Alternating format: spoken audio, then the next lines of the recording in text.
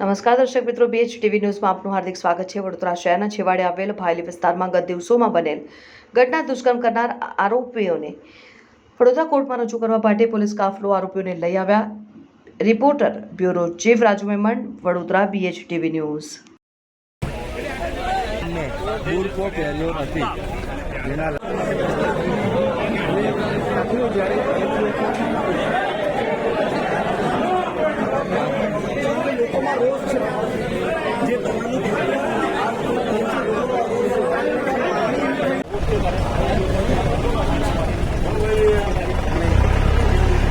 હવે હું ગાઉં છું કલાક કરતું હોય છે તો કોઈ